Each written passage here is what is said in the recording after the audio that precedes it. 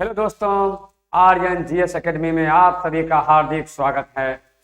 साथियों, आज हम लोग पुनः सेट नंबर 4 के साथ आप लोगों के बीच आए हैं। हम लोग रोज चर्चा कर रहे हैं कि साथियों, सेट बहुत ही इंपॉर्टेंट चीज होती है, क्योंकि अगर कोई टॉपिक के बारे में हम पढ़ते हैं, उसमें सिर्फ जैसे पॉलिटी पढ़ रहे हैं, हिस्ट्री पढ़ रहे हैं, ज्योग्राफी पढ़ रहे हैं, एक टॉपिक पढ़ रहे हो सके उस टॉपिक से 1 क्वेश्चन, 2 क्वेश्चन, 4 क्वेश्चन। लेकिन जब कोई सेट देते हैं, सेट प्रैक्टिस करते हैं, उनके साथ कई क्वेश्चन, अगर हम 50 क्वेश्चन का चर्चा करते हैं तो कुल मिलाकर कम से कम 200 प्लस क्वेश्चन का होता होगा। इसीलिए आप सभी आदमी इस टेस्ट को बारीकी से ज्वाइन कीजिए, अच्छा तरीका से टेस्ट लगाइए और आप अपने अध्ययन को विस्तार करें, क्योंकि टेस्ट जो है खास करके आपके तैयारी को धारदार करेगा। साथियों, वो जमाना अब नहीं रहा कि अब जो है कोई तैयारी कर रहे हैं। साथियों, पहला क्वेश्चन है, मैडम भीकाजी कामा ने वंदे मातरम का प्रकाशन कहां से किया था? साथियों, बहुत ही इंपॉर्टेंट क्वेश्चन है। मैडम भीकाजी कामा ने वंदे मातरम का प्रकाशन कहां से किया था? London, Paris, Tokyo, Delhi? क्या होगा? सबसे सटीक आंसर होगा पेरिस। बहुत ही इंपॉर्टेंट क्वेश्चन है साथियों, ये क्वेश्चन को आप अपने कॉपी पर नोट कर लीजिएगा, एग्जाम में छपना तय है। खास करके बीपीएससी जैसे बड़ा एग्जाम और बिहार में दरोगा के एग्जाम के लिए भी इतिहास बहुत ही चहते टॉपिक है। इसीलिए आप याद रखिएगा, यूपीपीसीएस का एग्जाम हो चाहे देश लेवल पर कोई भी एग्जाम हो, ये क्वेश्चन को आप इग्नोर नहीं कर सकते हैं। मैडम भीकाजी कामा के बारे में थोड़ा सा बता दूं, इन्होंने 1907 ईस्वी में जर्मनी के स्टुटगार्ट में, क्या बोले, 1907 ईस्वी में जर्मनी के स्टुटगार्ट में तिरंगा फहराया था। और बहुत ही इंपॉर्टेंट है, मैडम भीकाजी कामा, इसे भारतीय क्रांति की मां कही जाती है। जितना तारीफ करेंगे साथियों, भारतीय क्रांतिकारी की मां मैडम भीकाजी कामा। चलते हैं हम लोग नेक्स्ट क्वेश्चन के साथ, देशेर कथा। साथियों, जितना इस क्वेश्चन के बारे में तारीफ करोगे, देशेर कथा के लेखक कौन हैं? देशेर कथा सखाराम गणेश देवस्कर, तुलसीराम देसाई, बंकिम चंद्र चटर्जी, सभी? क्या होगा साथियों आंसर? देशेर कथा। इसका सबसे सटीक आंसर होगा सखाराम गणेश देवस्कर। सखाराम गणेश देवस्कर। बीपीएससी एक बार इस पर ट्राई मार चुका है, पूछ चुका है। बहुत ही मॉडर्न हिस्ट्री का यह क्वेश्चन, यह किताब सखाराम गणेश देवस्कर, देशेर कथा, बांग्ला भाषा में लिखा था। बहुत ही इंपॉर्टेंट क्वेश्चन है, अब जान लीजिए। खास करके मॉडर्न हिस्ट्री का बीपीएससी में बहुत ही जलवा रहता है। हम लोग चलते हैं अगला क्वेश्चन में।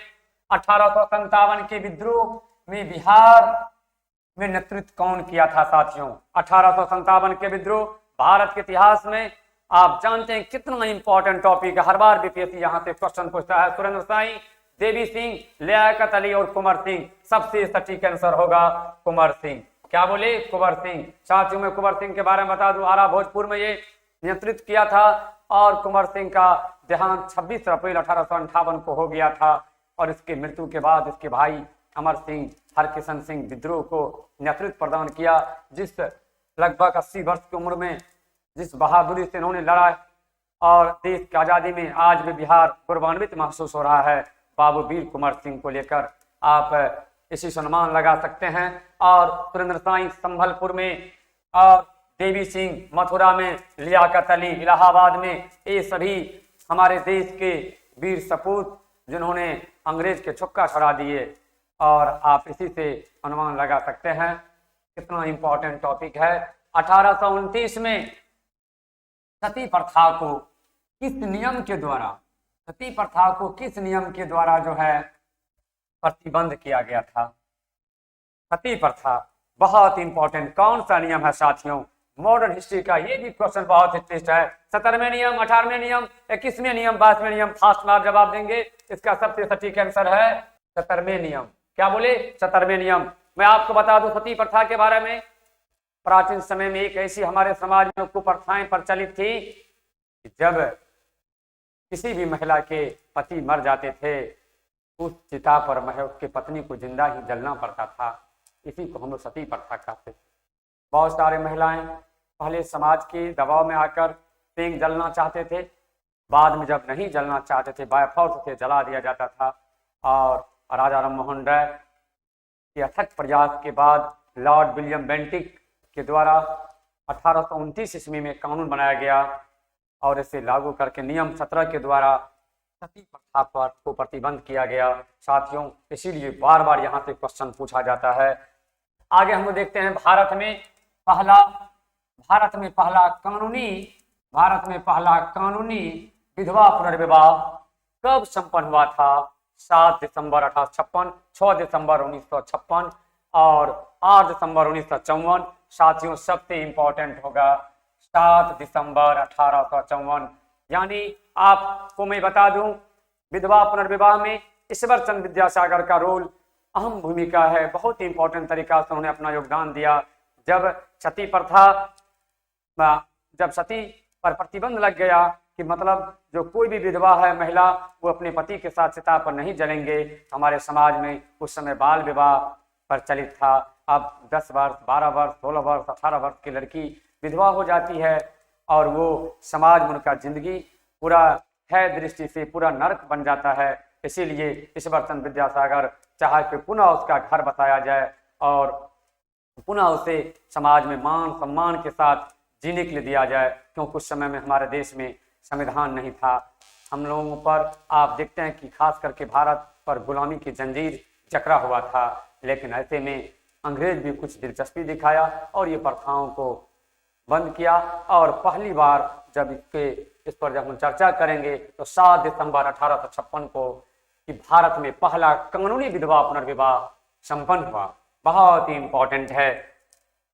देखिएगा, भारतीय राष्ट्रीय कांग्रेस की प्रथम भारतीय महिला अध्यक्ष कौन थी? प्रथम भारतीय राष्ट्रीय कांग्रेस की प्रथम भारतीय महिला अध्यक्ष कौन थी? आप क्या होगा? एनी बेसेंट, सरोजिनी नायडू, दोनों, नलिनी सेनगुप्ता। सबसे सटीक आंसर होगा साथियों सरोजिनी नायडू। क्या बोले? कई दिन ये क्वेश्चन टेस्ट में आ चुका है और बीपीएससी 2-3 बार रिपीट कर चुका है। 53वीं 55वीं में भी पूछा था, हाल फिलहाल में भी क्वेश्चन पर ट्राई किया।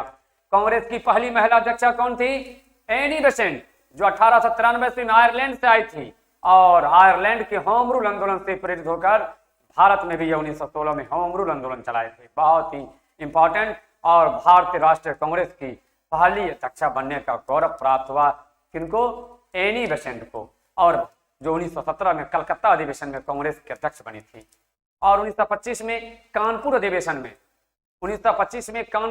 में सरोजिनी नायडू भारत की मतलब प्रथम भारतीय महिला थी जो कांग्रेस के अध्यक्ष बनने में सफल रही। और तीसरी महिला जो अध्यक्ष बनी थी नलिनी सेन गुप्ता 1933 में।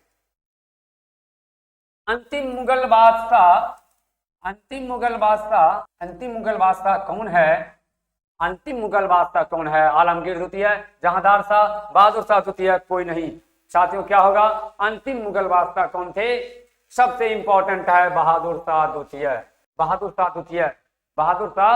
द्वितीय। आप जानते हैं कि मुगल वंश का यह अंतिम शासक है और इसी को हुमायूं के मकबरा से गिरफ्तार किया गया था।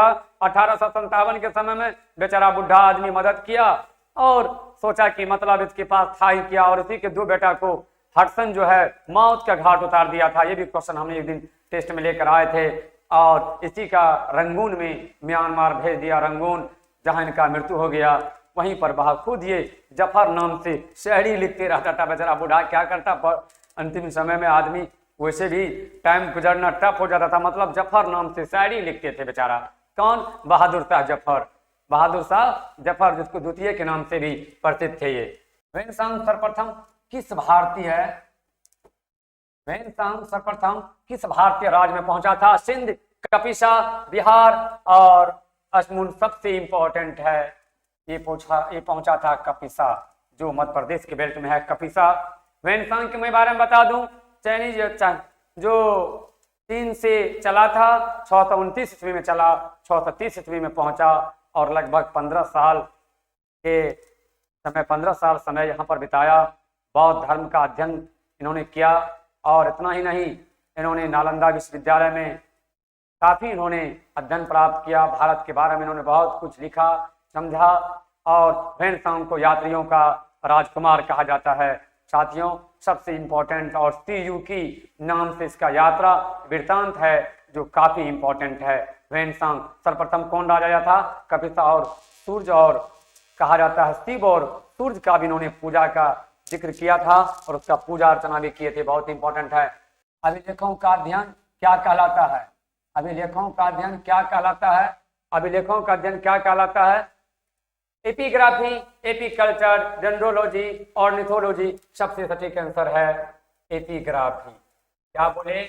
एपिग्राफी। एपिग्राफी अभिलेखों का अध्ययन क्या कहलाता है? एपिग्राफी। क्या कहलाता है? अभिलेखों का अध्ययन एपिग्राफी। और मैं आपको बता दूं साथियों, अभिलेख लिखवाने का काम सबसे पहले भारतीय क्षेत्र में अगर अशोक सम्राट किए थे, लेकिन अशोक सम्राट जो है हकवनी वंश के शासक दाराबाहु या दराबाहु से प्रेरित होकर ही अभिलेख लिखवाना शुरू किया था। एपिकल्चर मधुमक्खी का अध्ययन किया जाता है, डेंड्रोकोलॉजी में वृक्ष के वलय का अध्ययन किया जाता है और ऑर्निथोलॉजी में खास करके पक्षी का अध्ययन किया जाता है। ऊर्जा का एसआई मात्रक क्या है? बहुत इंपॉर्टेंट है साथियों। केल्विन, जूल, बार, सभी बहुत आसान क्वेश्चन है, ये आप लोग जानते होंगे। ऊर्जा के क्या है? जूल। ताप का केल्विन, ताप का बार होता है। आगे देखते हैं हम लोग पदार्थ के परिणाम। पदार्थ की परिमाण का मात्रक क्या होता है? कैंडेला, सेकेंड, मूल। बहुत इंपॉर्टेंट क्वेश्चन है। मूल समय का सेकेंड, द्रव्यमान मीटर। और देखिएगा, और ज्योति तीव्रता का मात्रक कैंडेला होता है। ज्योति तीव्रता का क्या होता है? कैंडेला। निम्न में से कौन सदिश राशि है? बहुत इंपॉर्टेंट है सदिश राशि। चाल, दूरी, समय, विस्थापन। सबसे सटीक आंसर होगा विस्थापन। क्या बोले? विस्थापन। विस्थापन, चाल, दूरी, समय, तीनों अदिश राशि है। बल, विस्थापन, वेग, त्वरण, ये सब सदिश राशि है। बहुत इंपॉर्टेंट है साथियों। यहाँ से क्वेश्चन पूछा ही जाता है। किसी ठोस पदार्थ का सीधे वाष्प में परिवर्तन क्या कहलाता है? सीडीपीओ के एग्जाम में पूछा गया था क्वेश्चन पिछला बार, जो है वाष्पन, उबलना, संघनन, ऊर्ध्वपातन। सबसे सटीक आंसर होगा ऊर्ध्वपातन। ऊर्ध्वपातन। ऊर्ध्वपातन का मतलब क्या होता है साथियों, मैं बता दूं। अगर हम किसी ठोस को, जैसे पानी है, अगर हम पानी को ठंडा करते हैं तो पानी क्या होता है? जम जाता है। जमने बाद क्या होता है? बर्फ बनता है। लेकिन अगर वो ठोस हुआ बर्फ, फिर हम बर्फ को अगर पिघलाएंगे तो क्या होगा? पहले द्रव बनेगा, फिर द्रव को अगर हम हीट देंगे तो वो क्या होगा? वाष्पित होकर वायुमंडल में विलीन हो जाएगा, वाष्प बन जाएगा। लेकिन ऊर्ध्वपातन में क्या होता है? अगर किसी ठोस को करेंगे तो वो बिना द्रव में बदले सीधे गैस में बदल जाएगा। इसलिए साथियों बहुत इंपॉर्टेंट है ऊर्ध्वपातन। नमक, नेपथलीन, आयोडीन, ये सब खास करके कपूर, इसका बहुत अच्छा एग्जाम्पल है, बार बार पूछा जाता है। बारूद साथियों, बारूद बहुत इंपॉर्टेंट है। बारूद किसका मिश्रण है? क्वेश्चन देखने में बहुत छोटा लगता होगा। सोरा, गंधक, कोयला, सभी। आसान क्वेश्चन है साथियों। साइंस का क्वेश्चन हम लोग विभिन्न स्तर के क्वेश्चन को लाएंगे। बहुत इंपॉर्टेंट है। इसका सबसे सटीक आंसर होगा सभी। सोरा, गंधक, कोयला, बारूद मिश्रण है किसका? सोरा है, होना चाहिए। सोरा क्या होगा? सोरा, गंधक, कोयला, सभी। रासायनिक परिवर्तन का उदाहरण है साथियों। बहुत इंपॉर्टेंट क्वेश्चन है।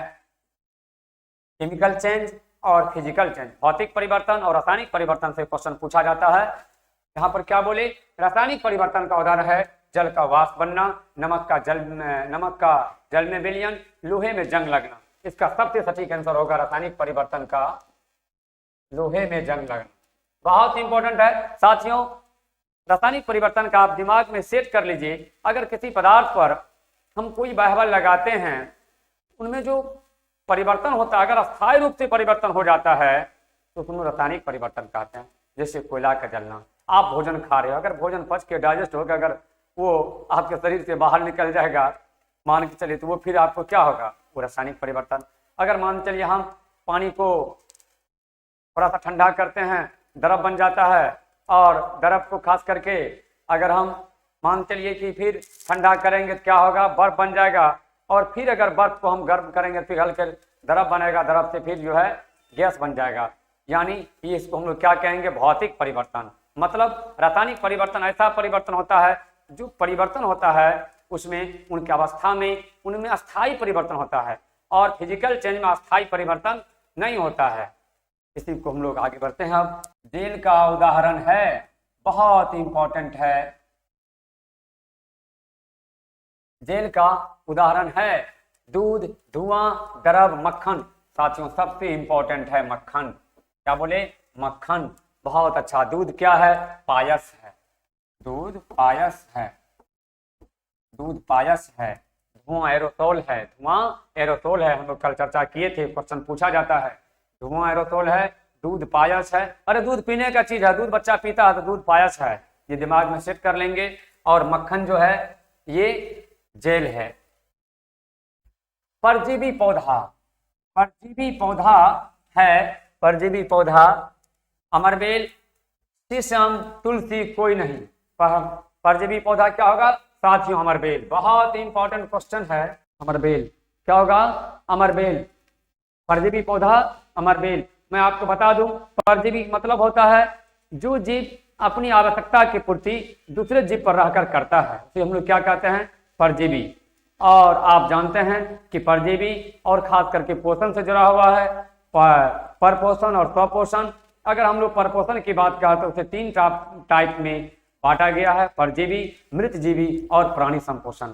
जल का परिवहन कौन करता है? जल का परिवहन कौन करता है? जैलम, फलायम, दोनों कोई नहीं। साथियों ये क्वेश्चन कई दिन हम चर्चा कर चुके हैं, कई बार बीपीएससी में भी पूछा। क्या होगा सटीक आंसर? जैलम।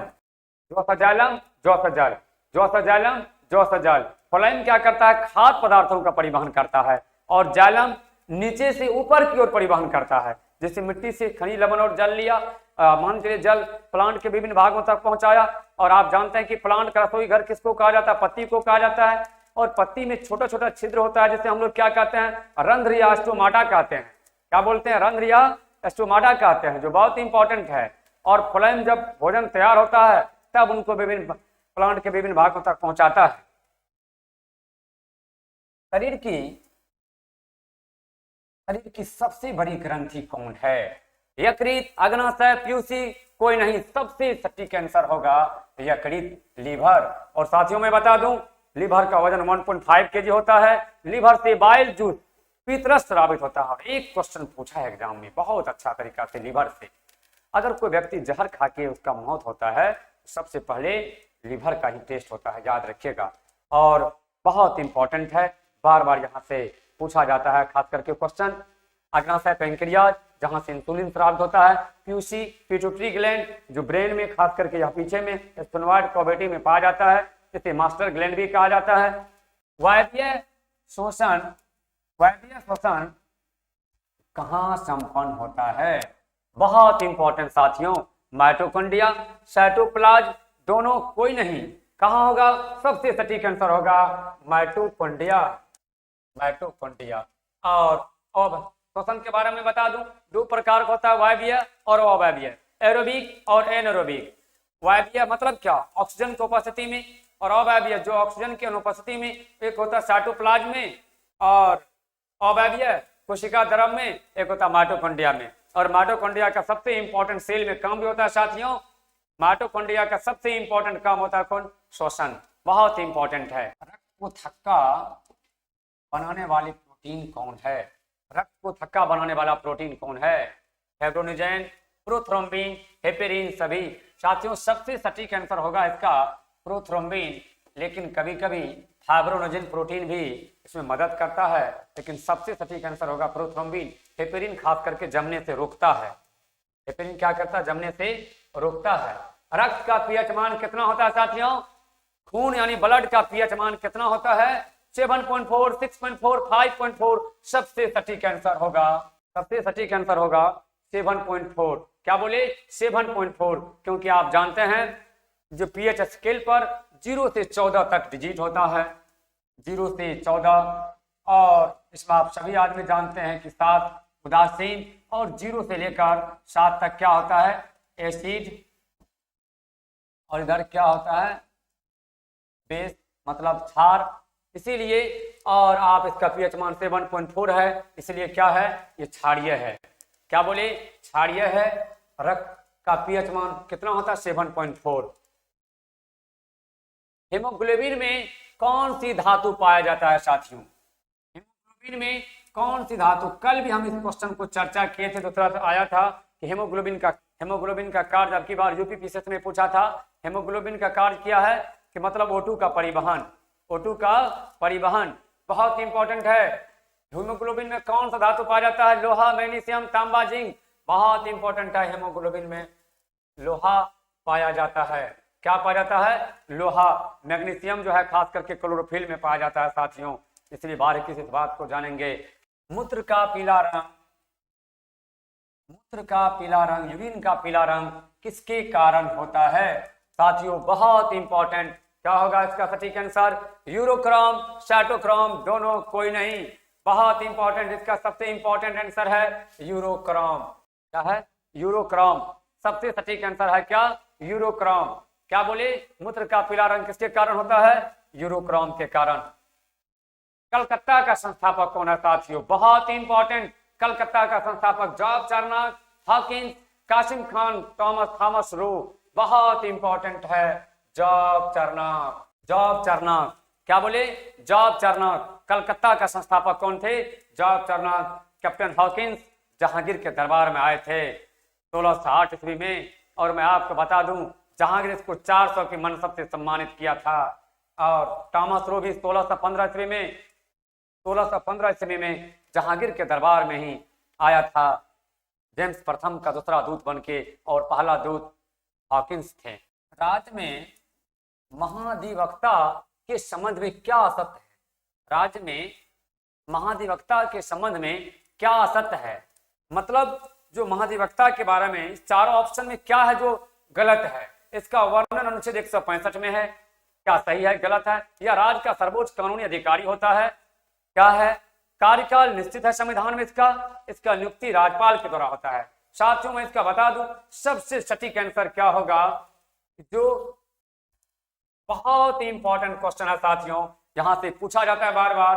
राज्य के महाधिवक्ता के संबंध में भारत के संविधान में इसका कार्यकाल निश्चित नहीं है। ये राष्ट्रपति के प्रसाद पर्यंत राज्यपाल के प्रसाद पर्यंत ही पद धारण करते हैं, पद पर बने रहते हैं, जबकि इसका वर्णन अनुच्छेद 165 में है।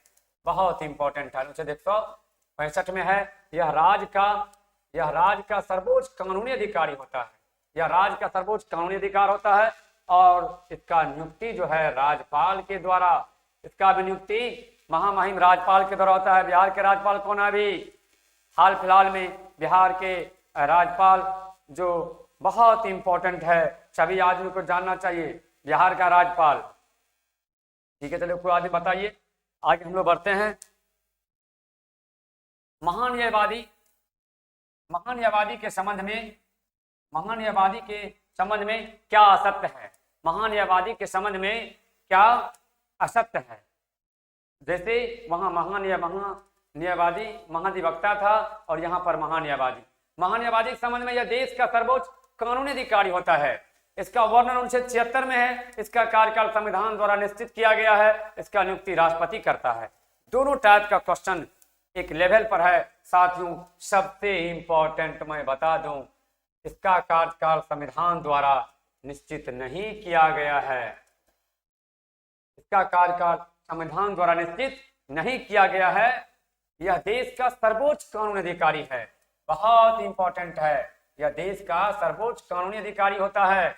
इसका वर्णन अनुच्छेद 76 में है। यह भी बहुत इंपॉर्टेंट है। इसका नियुक्ति भी भारत के महामहिम राष्ट्रपति द्वारा किया जाता है। हाल फिलहाल में राष्ट्रपति का चुनाव हुआ है। हमारे देश के नए राष्ट्रपति कौन है?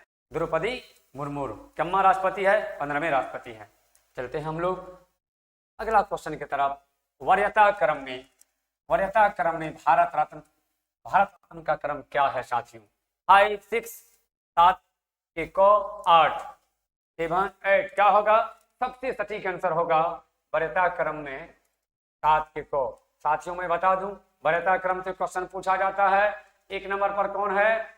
खास करके भारत के राष्ट्रपति, 2 नंबर में उपराष्ट्रपति, 3 नंबर में प्रधानमंत्री, 4 नंबर में अपने अपने राज्यों में राज्यपाल। इसी कड़ी में हम लोग देखेंगे कि मतलब जो है 8 नंबर में राजदूत, और 7 में मुख्यमंत्री, और कैबिनेट स्तर के मंत्री, योजना आयोग के नीति आयोग उपाध्यक्ष, ये सब रहता है। और 7 के 100 में ही जो है भारत रत्न है। 6 नंबर में सुप्रीम कोर्ट के मुख्य न्यायाधीश और लोकसभा के अध्यक्ष सब रहते हैं। अखिल भारतीय सेवा किस अनुच्छेद में है? बहुत इंपॉर्टेंट है पॉलिटी का साथियों। और मैं आपको बता दूं, अखिल भारतीय सेवा किस अनुच्छेद में है? 308, 312, 315। क्या होगा? अखिल भारतीय सेवा 312 में है। अखिल भारतीय सेवा का सृजन करने का एकाधिकार प्राप्त है राज्यसभा को। याद रखिएगा, राज्यसभा से क्वेश्चन पूछा जाता है। ये वित्त आयोग का गठन किस अनुच्छेद में है? साथियों, ये क्वेश्चन बहुत बार पूछा जा चुका है। इवेंट्स ग्रुप डी से लेकर यूपीएससी जैसे देश के बड़े एग्जाम जो होता है वहां तक ये क्वेश्चन लगभग हर जगह पूछा जा चुका है। इसीलिए हम लोग कई बार इसको रिपीट करवा रहे हैं ताकि आपको याद हो जाए। 280, 326, 368, 324 क्या होगा साथियों? हमको लगता है कि सभी लोग इसका आंसर जरूर पता होगा। चलते हम लोग, इसका सबसे सटीक आंसर होगा 280 वित्त आयोग। 326 वोट डालने का अधिकार, 368 संविधान संशोधन, 324 निर्वाचन आयोग, खास निर्वाचन आयोग का चर्चा है 324 में।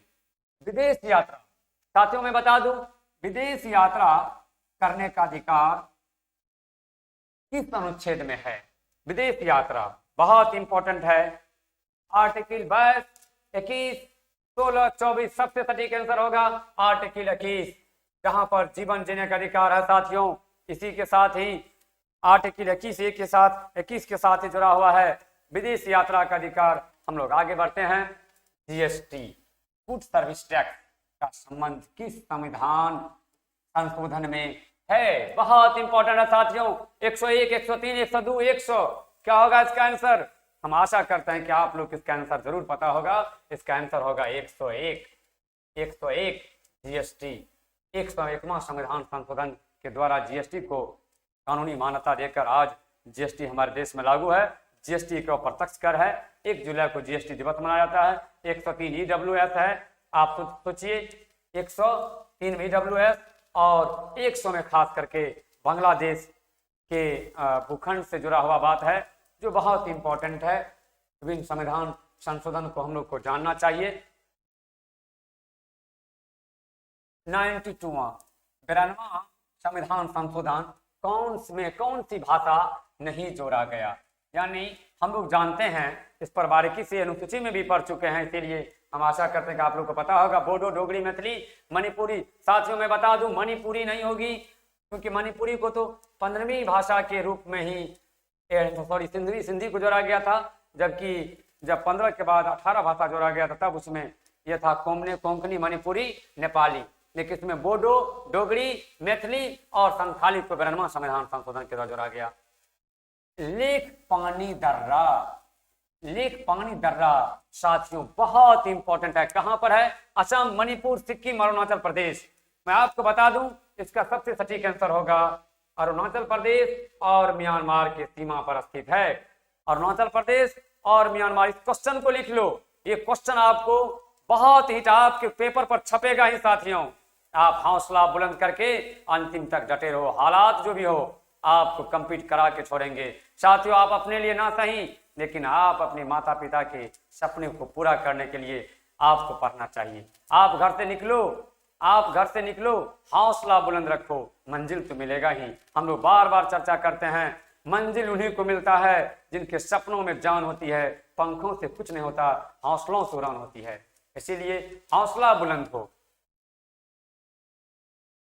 पांगसाउ दर्रा कहाँ स्थित है? अरुणाचल प्रदेश, हिमाचल प्रदेश, सिक्किम, लद्दाख। साथियों ये भी क्वेश्चन बहुत इंपॉर्टेंट है। अरुणाचल प्रदेश में ही स्थित है पांगसाउ दर्रा भी अरुणाचल प्रदेश में। ये भी खास कर अरुणाचल प्रदेश म्यांमार से जुड़ा हुआ है। सोन नदी कहां से निकलती है साथियों? सोन नदी कहां से निकलती है? अमरकंटक, ब्रह्मगिरी, सिहावा, छोटा नागपुर, अमरकंटक से निकलती है।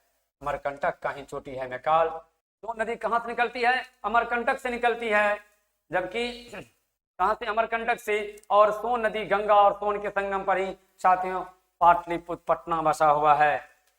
नीलगिरी के क्षेत्र में कौन जनजाति नहीं पाई जाती है? बहुत इंपॉर्टेंट। नीलगिरी दक्षिण भारत में है। नीलगिरी टोडा, कोटा, भदागा, जौनसारी। साथियों मैं बता दूं कौन नहीं पाया जाता है, यह है जौनसारी। जौनसारी उत्तराखंड में पाया जाता है। साथियों टोडा और कोटा, भदागा तीनों ये नीलगिरी के क्षेत्र में पाया जाता है। बिहार हेराल्ड, बिहार हेराल्ड का प्रकाशन कौन किया था? बिहार हेराल्ड का प्रकाशन कौन किया था? मुंशी सूरजमल, बाबू गुरु प्रसाद सेन, कृष्ण भट्ट, कोई नहीं। साथियों सबसे सटीक आंसर है बाबू गुरु प्रसाद सेन। क्या बोले? बाबू गुरु प्रसाद सेन 1857 ईस्वी में। बहुत इंपॉर्टेंट है बीपीएससी के लिए, ये बहुत आदर्श क्वेश्चन है बिहार के और भी एग्जाम के लिए। देखिएगा बिहार का प्रथम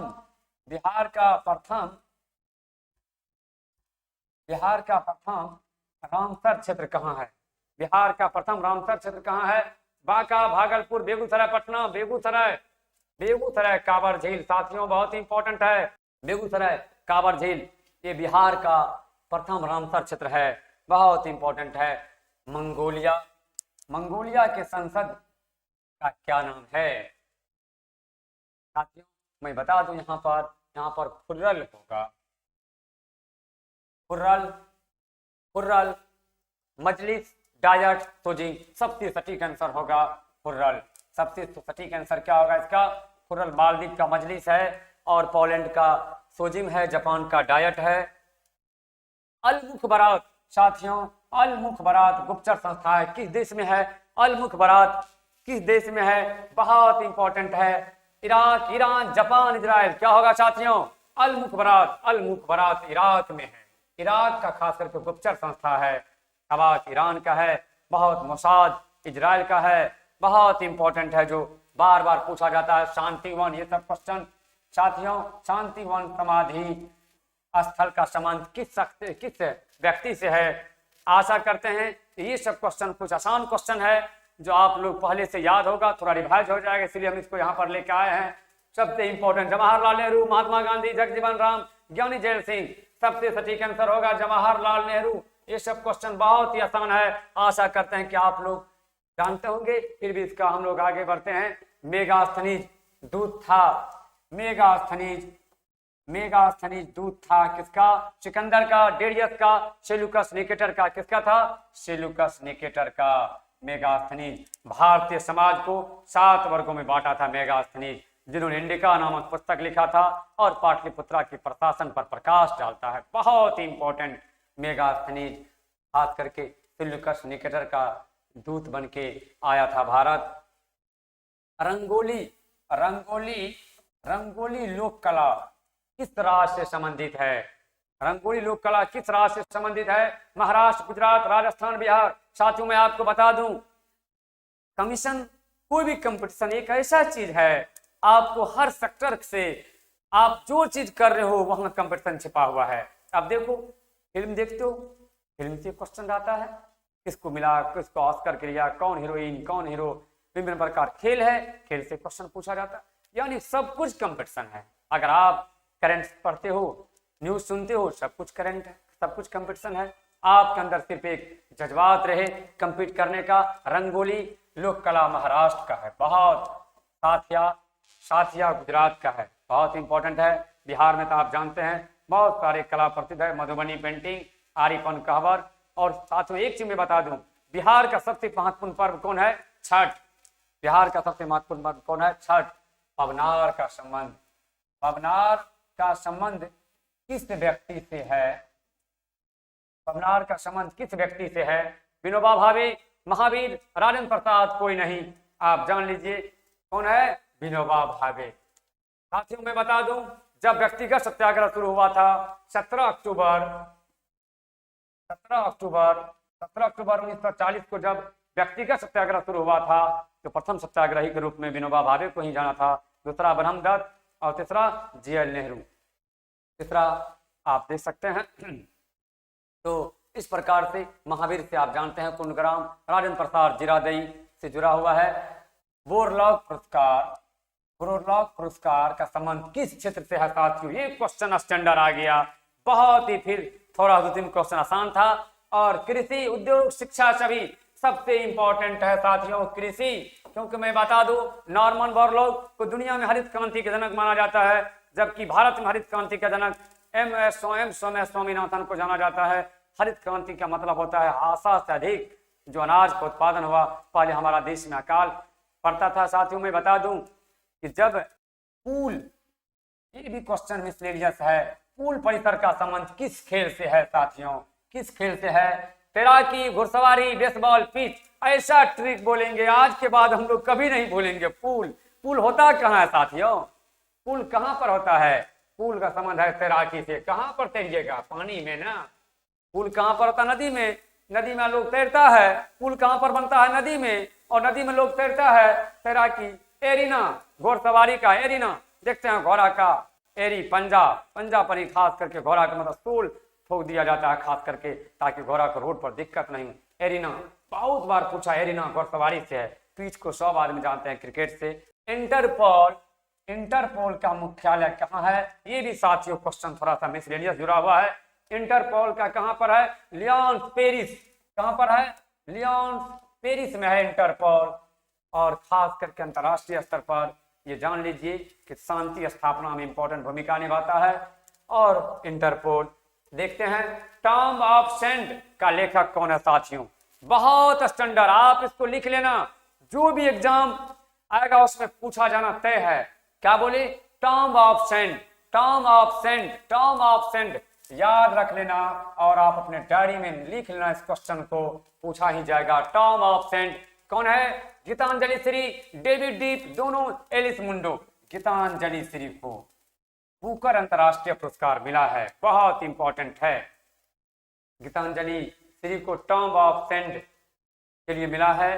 डेविड डीप को भी, मतलब ये एलिस मुंडो कनाडा के थे, इसे भी पुरस्कार मिला था, इसलिए इंपॉर्टेंट है एलिस मुंडो।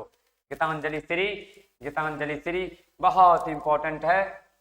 भारत के नए मुख्य चुनाव आयुक्त कौन है साथियों?